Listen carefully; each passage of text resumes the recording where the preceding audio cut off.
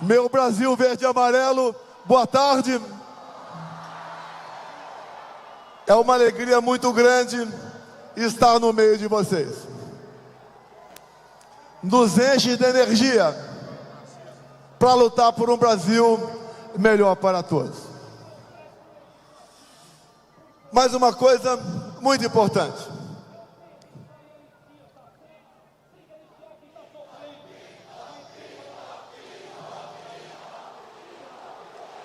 Uma coisa muito importante.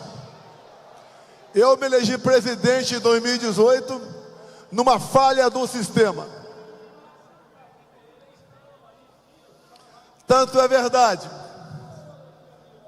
que a minha eleição foi investigada pela Polícia Federal no inquérito aberto pelo Tribunal Superior Eleitoral na primeira semana de novembro de 2018.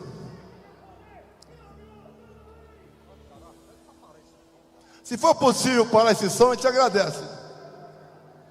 Ou então peço para alguém sabotar. Arranca o cabo da bateria desse carro.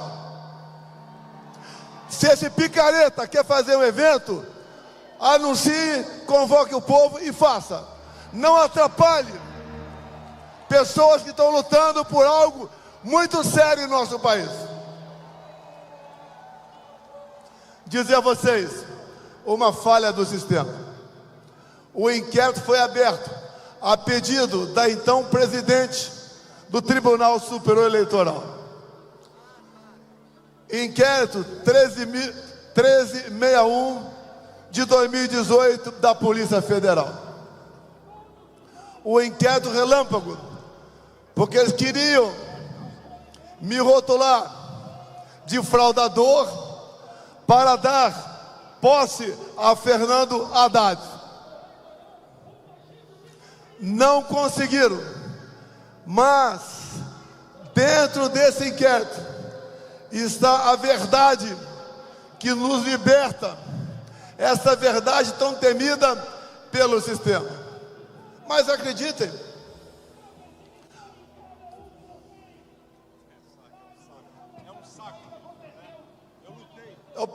eu peço, desculpa aqui, eu não sou governador, mas que a PM arranque o cabo da bateria desse carro. Essa é uma atitude de canalha, vagabundo, que não tem compromisso com o seu país. Quer fazer política? Vá fazer em outro lugar.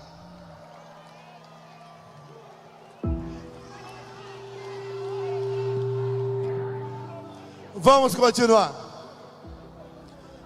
Então logo eu me reuni com embaixadores em meados de 2022. O então presidente do TSE, ministro, foda, cara, foda. Ministro Alexandre de Moraes pegou esse inquérito que era ostensivo e o transformou em confidencial, ou seja, o primeiro inquérito secreto de verdade. E ao transformar esse inquérito em secreto, ninguém mais teve acesso a ele. Eu tive acesso, mas se eu falar sobre ele aqui, estaria cometendo um crime. E é isso que o Alexandre de Moraes quer, que eu cometa um crime, para dar-lhe alguma razão. O que está lá dentro, prezados profissionais da imprensa brasileira, está toda a verdade de como funciona o TSE. É inacreditável o que está lá. E tudo isso que acontece hoje em dia é em função desse inquérito. E o que acontece? Uma prova outra, fora dos autos. Nós, por qualquer lugar do Brasil que venhamos a passar, uma multidão nos acompanha. O outro lado, que ganhou as eleições, ninguém o acompanha. Em qualquer lugar do Brasil que eu vá, do sul ao nordeste, do sudeste ao centro-oeste, ou a região norte, o povo nos trata muito bem. Nós podemos ver um dia um time de futebol ser campeão sem torcida, mas presidente sem povo é a primeira vez que nós estamos assistindo na história do Brasil. Falaram que eu deveria passar faixa para aquele cara. Eu não passo a faixa para ladrão.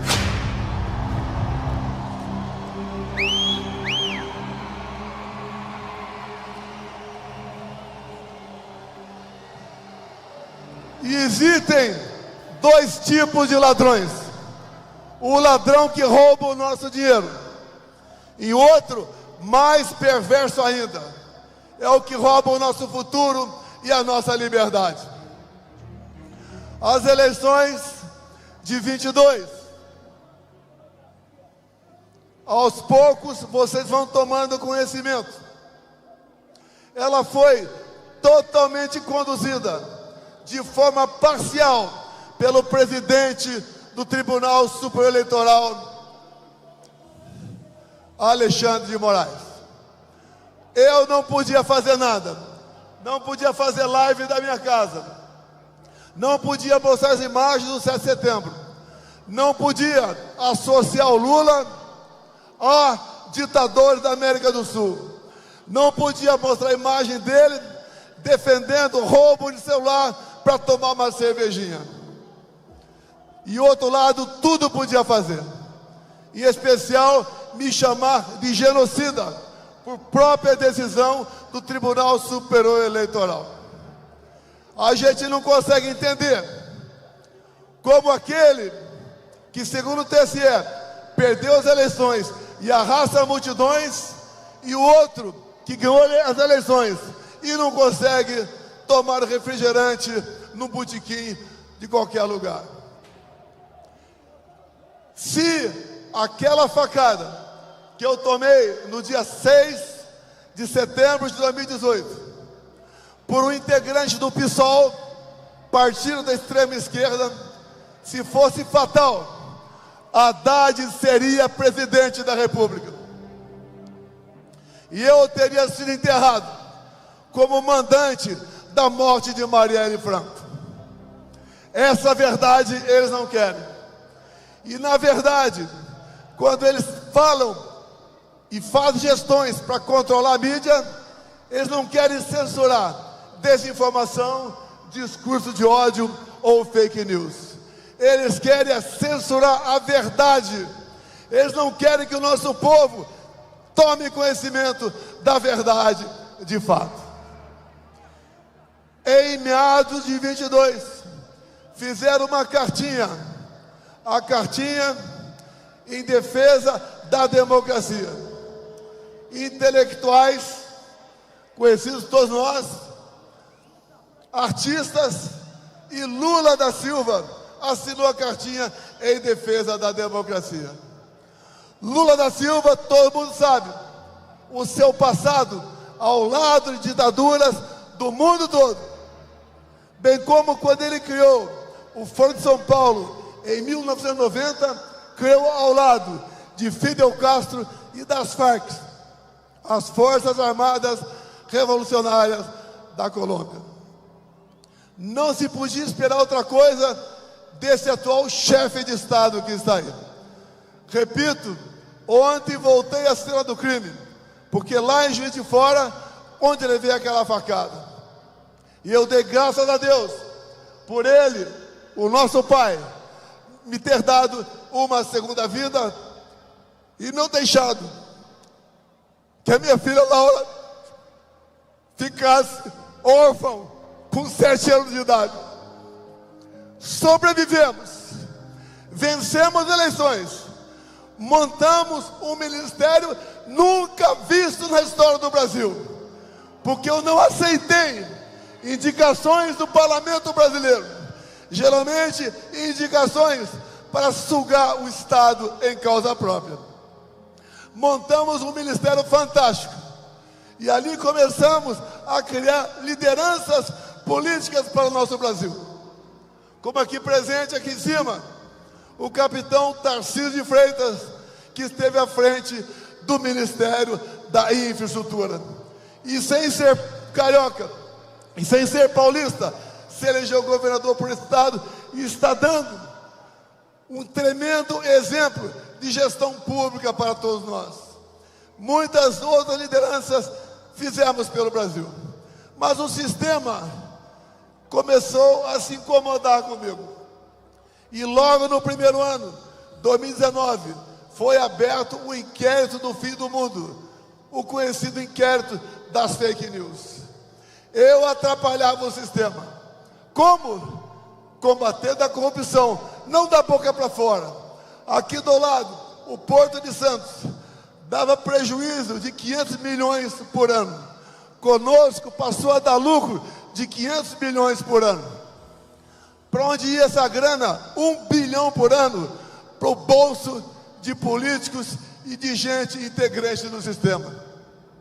Se um dia vocês souberem quem mandava em Itaipu Binacional, vocês vão cair para trás. Lá era o filé da corrupção, porque na Itaipu Binacional não era permitido a auditagem pelo TCU. Só com que nós evitamos com fraudes, com corrupção, fizemos obras fantásticas na região ali do oeste de Paraná. Alongamos a pista em 600 metros do aeroporto de Foz do Iguaçu. Começamos e concluímos a segunda ponte com o Paraguai. Começamos a terceira ponte com o Paraguai. E tantas outras obras de infraestrutura para mais de 50 municípios. A gente estava atrapalhando o sistema. Não tinham mais como roubar o nosso Brasil. As estatais passaram a dar lucro, mas eles tinham que armar a minha saída de lá. Se hoje eu sou o ex mais amado no Brasil, esse divórcio não foi feito pelo povo. Foi feito por parte desse sistema que trabalhou 4 anos contra a minha pessoa. Não tinha semana que eu não era fustigado por uma sentença judicial atrapalhando o nosso governo. Mas vencemos tudo isso. Vencemos a pandemia. Vencemos uma guerra lá fora. O Brasil começou a entrar no rumo. E fiz uma coisa que ninguém nunca fez no Brasil. Nós zeramos ou reduzimos a carga tributária de milhares de produtos, entre eles os combustíveis, entre outros o fino de EPVAT, entre outros a diminuição em 30% do IPI de mais de 4 mil produtos. E acreditem, quanto mais nós diminuímos ou zerávamos impostos, mais o Brasil arrecadava. Isso importunava o sistema, porque na verdade eles não estavam roubando mais. Se uniram e começaram com o velho discurso que eu queria dar um golpe de Estado. Golpe de Estado usando, como disse o Malafaia aqui, dispositivos da nossa Constituição. E eles, para evitar que eu tivesse chance de voltar, decretaram a minha inelegibilidade. Inelegibilidade, uma delas, porque me reuni com embaixadores. Eu não me reuni com traficantes no Morro do Alemão, como Lula fez.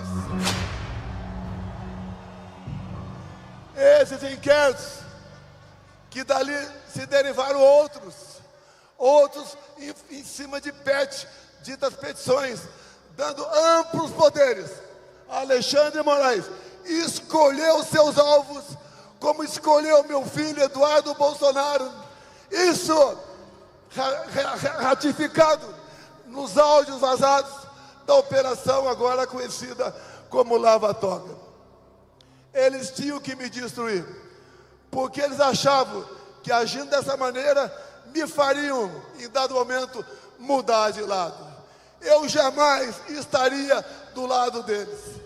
Preferi o lado mais difícil, o lado do povo brasileiro, porque isso me dá tranquilidade, me dá paz para dormir e me faz orgulhar daquilo que eu fiz no passado. E se vocês hoje estão aqui, é porque vocês corroboram com o que eu estou falando. Passamos momentos difíceis, cada vez mais, com aquela armação do 8 de janeiro. Quis Deus que eu me ausentasse do país no dia 30 de dezembro. Algo ia acontecer. Eu tinha esse pressentimento, mas não sabia que seria aquilo. Foi um ato, sim, como disse o então ministro do Supremo Tribunal Federal, Nelson Jobim. Segundo ele, aquilo foi uma catarse, ou seja, um momento onde a população se prendeu. E aquilo jamais foi um golpe de Estado. E nós estamos vendo pessoas ainda serem julgadas e condenadas como integrantes de um grupo armado que visava mudar o nosso Estado democrático de direito. E eu lamento por essas pessoas presas, mais de uma centena. Jovens mães, idosos, idosas, chefe de família. Hoje nós temos órfãos de pais vivos no Brasil. Essas condenações do 8 de janeiro, nós temos que, através de uma anistia, beneficiar essas pessoas que foram injustamente condenadas. Aqui no carro agora está o deputado federal, que é o relator da anistia da Comissão de Constituição e Justiça na Câmara. Dizer a vocês que nós seremos vitoriosos lá, nós daremos essa anistia, porque só assim nós podemos começar a sonhar com a pacificação do nosso país.